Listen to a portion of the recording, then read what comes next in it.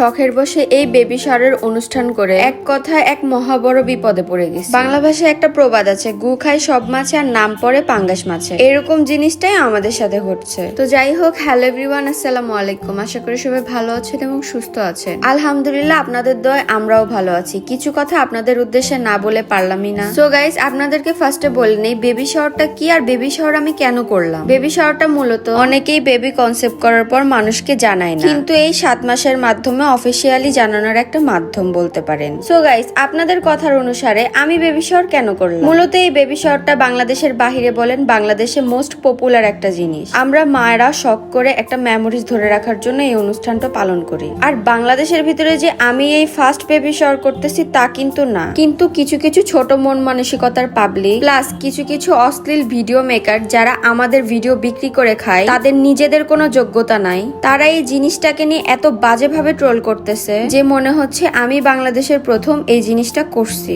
যাই হোক গাইস, আপনারা যারা অনলাইনে সবসময় চোখ রাখেন, আপনারা কিন্তু জানেনই এই বেবি শাওয়ার অনুষ্ঠানটা প্রত্যেকটা কন্টেন্ট ক্রিয়েটর করে থাকে, প্লাস এই অনুষ্ঠানটা কত বেশি জনপ্রিয়। তো গাইস, সবাই যে জিনিসটা করতেছে আমরাও সেই জিনিসটা করলাম। সবার বেলায় মাশাল্লাহ মাশাল্লাহ, আর আমাদের বেলায় এরকম ট্রোল কেন? তো যারা যারা আমাদেরকে বাজে রোস্টিং এবং বাজে বাজে ভিডিও বানিয়ে আমাদেরকে হ্যারাসমেন্ট করার চেষ্টা করতেছেন, সবসময় আমারও এবং আমাদের অডিয়েন্সের একটা বিষয় সন্দেহ থাকে যে তারা অন্য মাদেরকে নিয়ে বাজে কথা বলতে পারলে তাদের নিজের মা আছে কিনা, আর থাকলেও তাদের জন্মের কোনো ঠিক ঠিকানা আছে কিনা। যাই হোক গাইস, এইসব বিষয় নিয়ে আমি বেশি কিছু বলতে চাচ্ছি না। বরাবরের মতো সমালোচনার জবাব কিন্তু আমরা কখনোই দেই না, কারণ আমরা কতটুকু ভুল বা সঠিক এটা উপরআল্লাহ জানে। সময় শুধু অপেক্ষার। সো গাইস, যারা আমাদের ভিডিও নিয়ে নিজেদের পেট চালাচ্ছেন এবং ইনকাম করে খাচ্ছেন, তাদেরকে একটা কথাই বলতে চাই, সবার ঘরেই কিন্তু মা বোন আছে। আপনি আজকে মিথ্যা অপবাদ দিয়ে মিথ্যা কথা বলে সামান্য কিছু ভিউর জন্য আমাদের নামে বাজে ভিডিও তৈরি করতেছেন এবং মানুষদের কাছে আমাদেরকে ছোট করার ট্রাই করতেছেন। সময়ের ব্যবধানে একদিন আপনিও ছোট হবে, কারণ প্রকৃতির বিচার কিন্তু প্রকৃতিতেই হয়। আমি সবকিছুই মহান আল্লাহ তাআলার উপর ছেড়ে দেই। So be careful. So guys, এতগুলো মানুষ আমার বেবি শাওয়ার অনুষ্ঠানে আসছে, তাদের জন্য ছোট্ট একটি আয়োজন করলাম। যেহেতু আমি এখন অনেক বেশি অসুস্থ আর এতগুলো আইটেম রান্না করা আমার জন্য অনেক টাফ, যার জন্য বরাবরের মতো তন্নিস কিচেন থেকে কিন্তু আমি খাবারগুলো অর্ডার করি।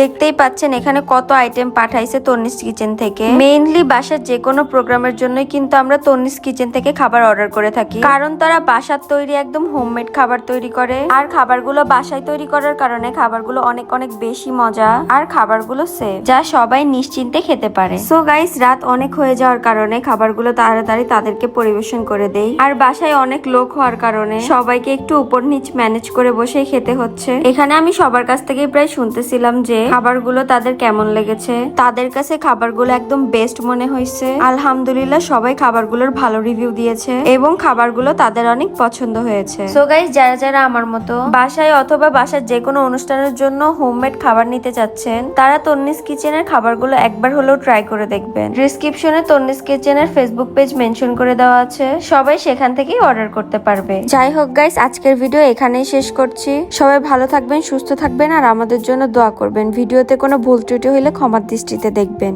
আল্লাহ হাফেজ, টাটা, টেক কেয়ার।